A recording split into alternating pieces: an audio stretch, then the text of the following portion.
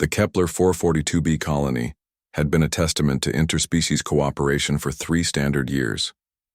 The crystalline spires of the Zephyrian architects gleamed like jewels against the alien sky, while the Thraxian biodomes pulsed with bioluminescent perfection.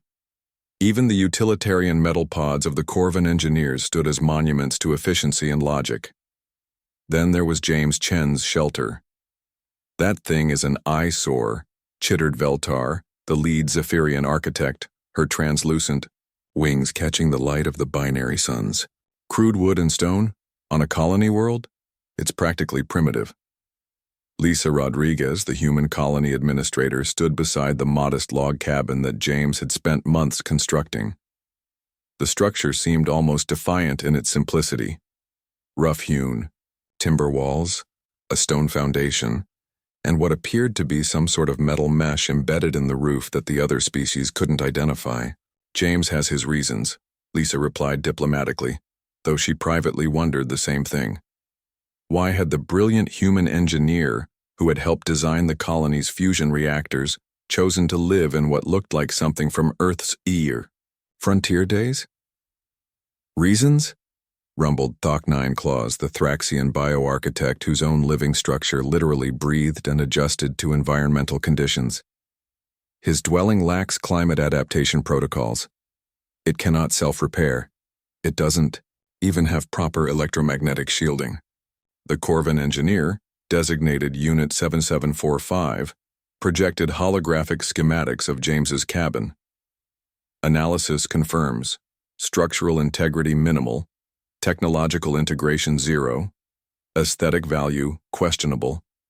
Human Chen's construction defies all logical building principles for this environment." James emerged from his cabin at that moment, wiping sawdust from his hands.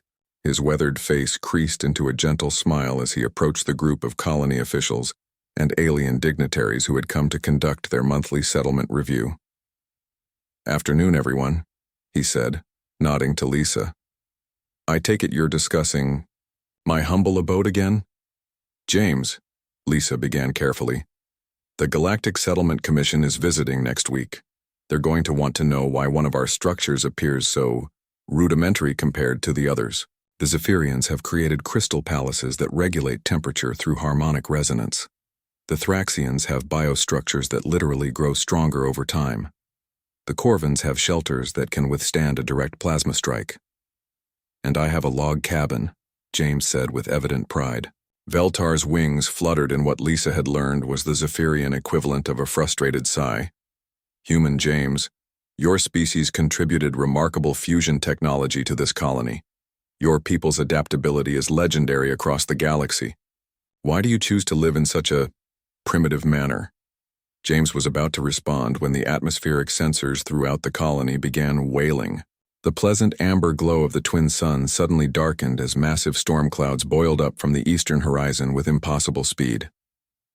"Emergency alert," announced the colony's AI system. "Class 7 electromagnetic storm approaching. All residents report to designated storm shelters immediately. Estimated time to arrival, 12 minutes. The colonists scattered like leaves in a wind. The Zephyrians rushed toward their crystal spires, which would channel the electromagnetic energy harmlessly into the ground. The Thraxians hurried to their biodomes, which would seal themselves and enter a dormant state until the storm passed. The Corvans filed efficiently into their reinforced metal pods, confident in their technological superiority. "James!" Lisa called out, grabbing his arm. "You need to come with me to the main administration bunker. Your cabin won't survive this storm." James shook his head, still smiling. "Thanks, Lisa, but I'll be fine. You should get to safety." "Are you insane?" She stared at him in disbelief.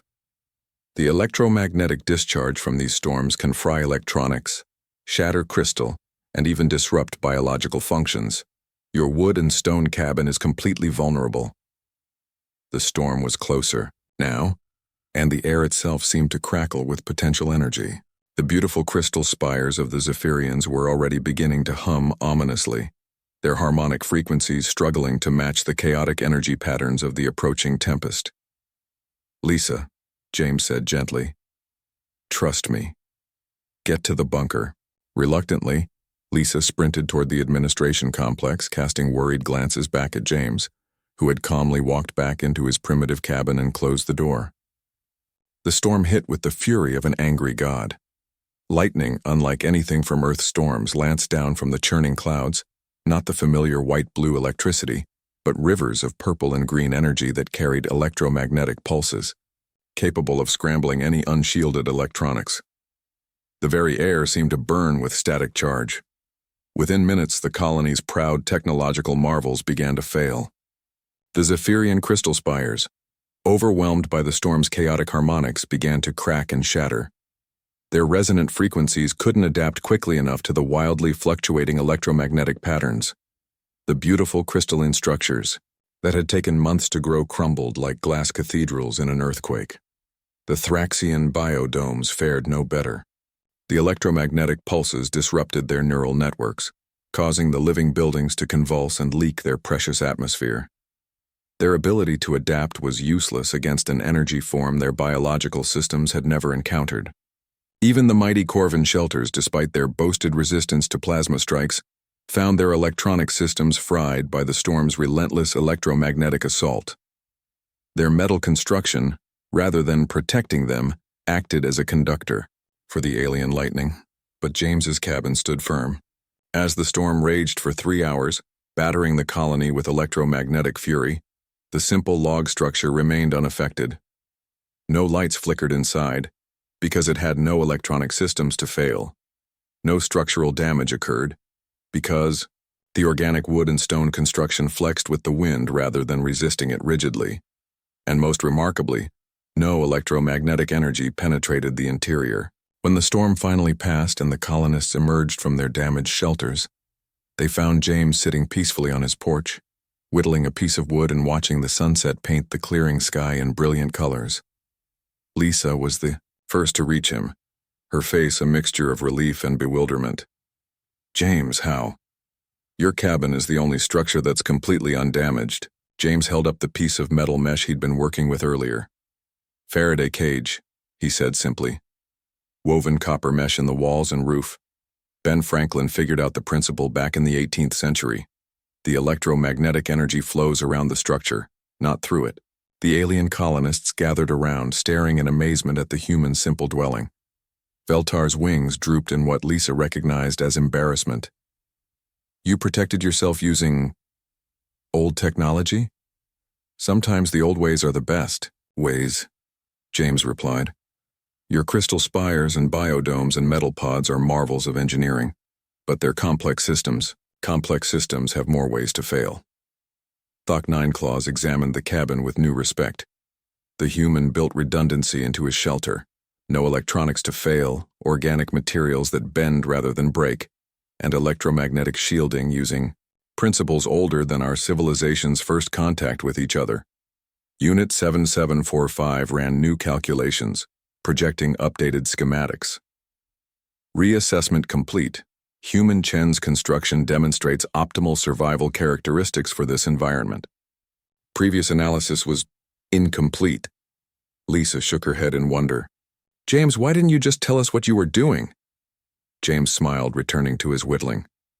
"Would you have believed me if I told you that a log cabin could outperform your advanced alien architecture?" As the colonists began the long process of rebuilding their shattered high-tech structures, many found themselves visiting James's cabin, asking questions about primitive human building techniques. The Galactic Settlement Commission, when they arrived the following week, declared the human shelter a model of adaptive engineering and recommended that similar low-tech, high-reliability structures be incorporated into all future colony designs. James Chen's simple cabin became the foundation for a new architectural philosophy that would spread across dozens of colony worlds. Sometimes the most advanced solution was the one that remembered the wisdom of the past, and whenever new colonists asked about the humble log cabin that sat among the gleaming alien structures, the old-timers would tell them the story of the Great Storm and how humanity's greatest strength wasn't their technology, it was their ability to find simple solutions to complex problems. The cabin still stands today, a testament to the idea that progress isn't always about building something more complex. Sometimes it's about remembering what works,